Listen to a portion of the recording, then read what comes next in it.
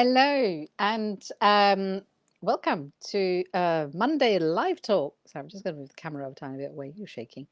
Um, from my office. Yay! I am back home. So I'm jumping on a tiny bit unannounced. Basically because we got back like yesterday, and as always, it's just a case of landing and getting yourself sorted. I'll be absolutely honest, while we were traveling, I didn't have the greatest of Wi-Fi, and it made it a tiny bit tricky to kind of go on live. And also, for some reason, Facebook just kept shutting me out of my account. It's a tiny bit stressful, and I decided I'm away and I need to switch off. So I did.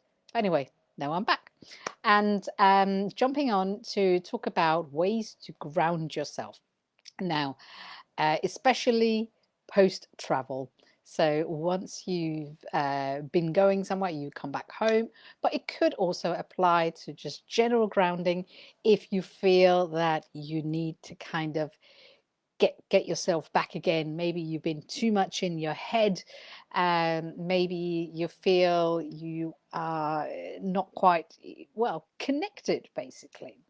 And sometimes in Danish we say that we're kind of out of the head, out of the body, meaning that you need to take that time, maybe do a couple of exercises to get yourself grounded. So I thought, why not share with you what I normally do once I have been traveling. And this kind of applies also when I go on holiday, but also applies when I come back. So basically, it's what I did yesterday. But as I said, it can be applied very universal as well. It's not like you need to have gone away. So if, as always, if you are watching this live, don't forget to let me know. You can do a hashtag live, you can send me an emoji. Even better, you can ask me a question and hopefully it'll pop up on my screen in time for me to answer it.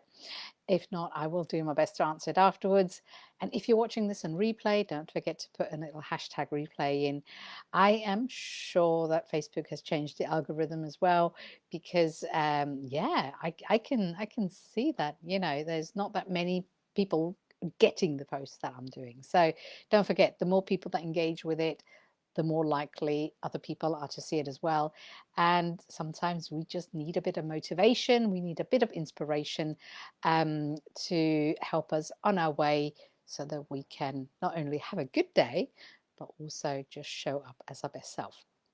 So I will try and keep today's talk short. I always do, might get carried away. But as always, I don't know if you know that feeling when you've been away, you come back and it's like, yeah, you just have to kind of land and sort yourself out. And time, like, especially if you've been on holiday, I always find that time is such a fluid thing. And then you come back and all of a sudden time is like, whoosh, goes very quickly. Um, but anyway, I wanted to share 3 simple tips for you. I am sitting in my very hot office, and at the moment, a minute ago, the sun was shining, so I had to block the light out a tiny bit. Hopefully, it won't get too dark. So what can you do if you need to get grounded? There's typically 3 things that I do, especially after I've been traveling. So obviously this comes after unpacking, okay? So after the practicalities, I have 3 little routines that I tend to do. So the first one is that I go out into nature. So I literally physically ground myself by going out into nature. And if you're especially in a new place, it can be very nice to kind of go for a walk and to explore. And obviously, if you've come home, then even better, it's kind of a nice way to reconnect back in. Now, I do prefer to do parts of that walking barefoot to literally have that physical contact with the ground. It's not always possible, obviously, but it's a very easy way to ground yourself. And if ever you need to ground yourself physically, then being in wet grass is kind of like the best thing. Um, but obviously only if it's safe to do so. So but even if you only can go out and maybe you can't go for a walk, even if you could just sit outside with your feet on the ground or in the nice wet grass, then that is a great way to kind of ground yourself. And it's also good for the body, having been traveling, to kind of be outside, get some fresh air, and even better if you can get some movement in there as well.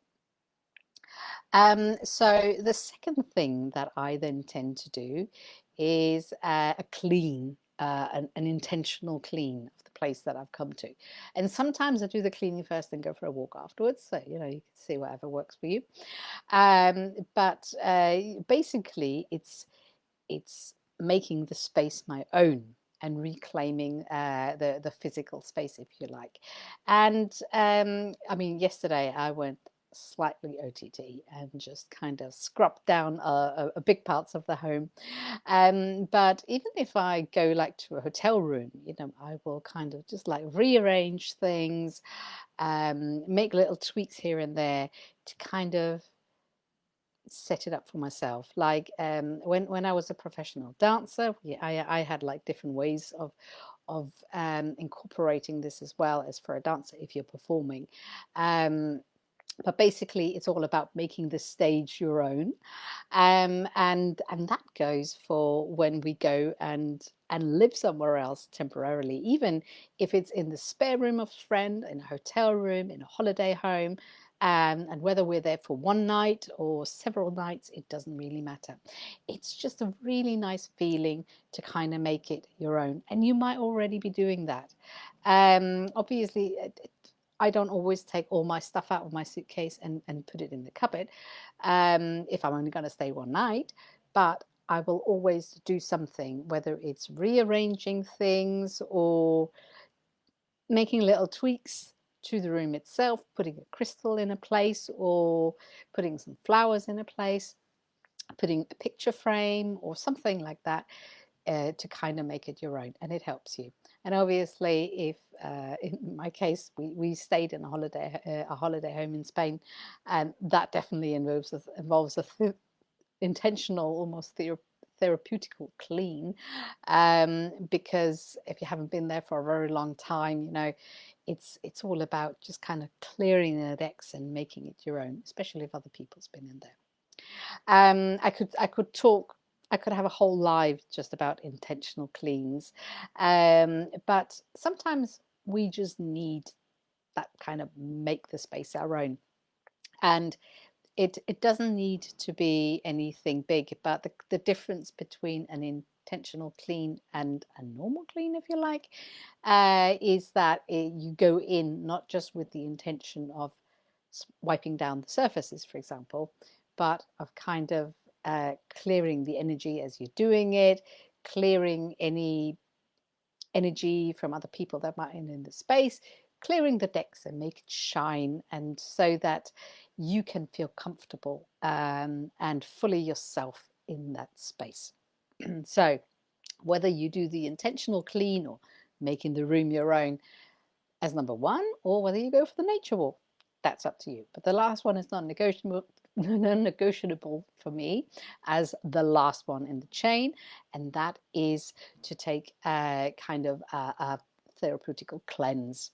And it's quite nice anyway. If you've been traveling, you might do it automatically. Definitely, if you've been cleaning, I recommend that you should be doing it as well afterwards. Literally, jump in the shower, jump in the bath, do whatever, you know. If you're lucky enough to go to the ocean, have a swim in the ocean, and clear yourself energetically as well.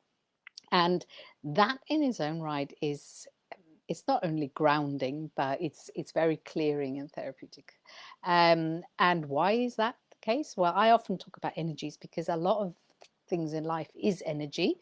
Everything basically is energy, and it's often in olden times they said it was like clearing the dust off the road of you, and in many ways that also applies to traveling. It's like we pick up things, we pick up energies perhaps, and if we've been cleaning a room or a house, you are obviously picking up dirt as well, so to speak, but you're also clearing and picking up energies that might get kind of stuck to you. Um, that's one of the reasons why often you'll see that energy workers, they will wash their hands a lot, they will shake their hands a lot and rub their hands a lot to try and get rid of any energy that might be stuck to them. But as a therapeutical clean, so to speak, for yourself, then I would not stop at the hands. I always go full in. And a shower, I prefer to shower. That's maybe a Scandinavian thing. And then on rare occasions, when I've got more time and will make more of a ritual out of it, I might have a bath.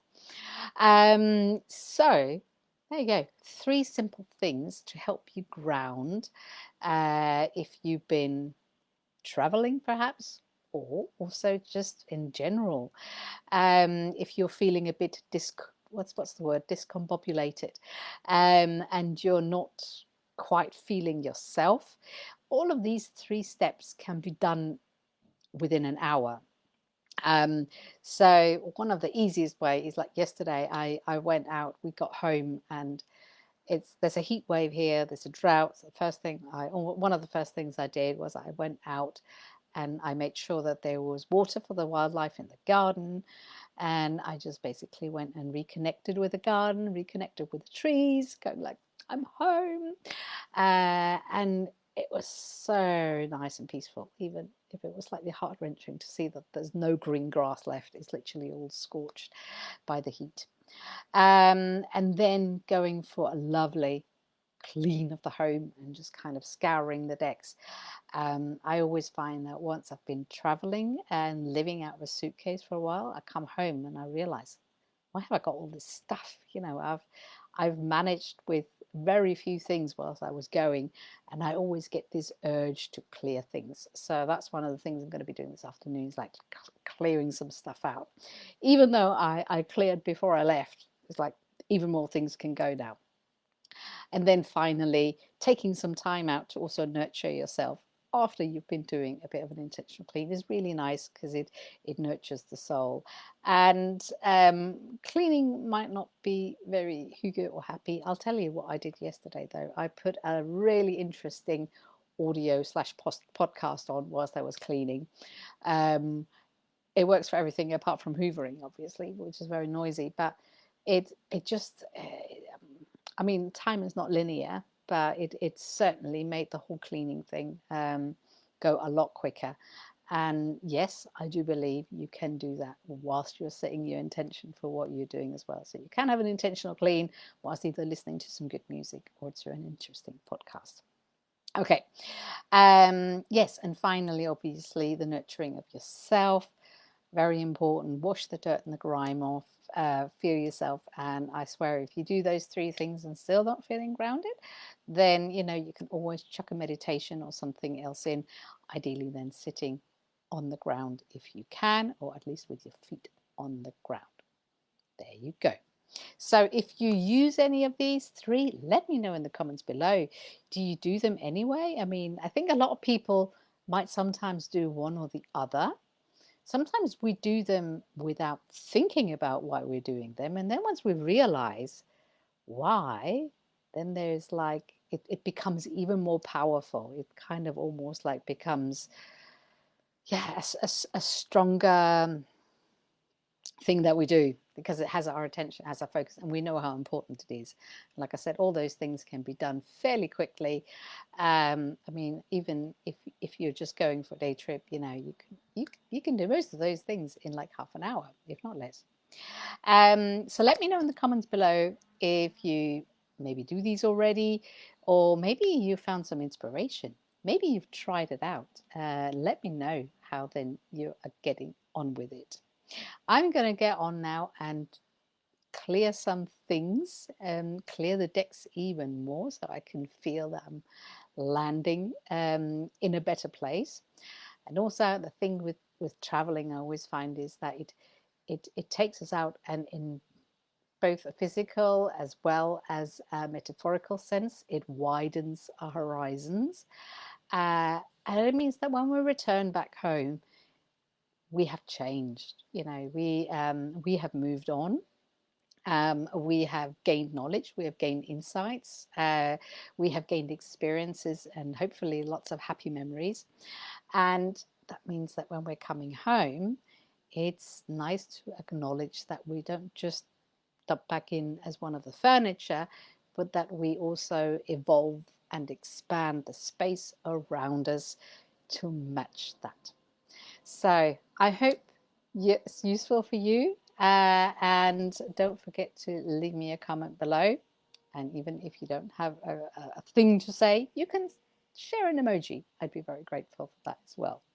Okay, I hope you enjoy the rest of your day, enjoy the rest of your week, and I will see you again soon. Bye bye.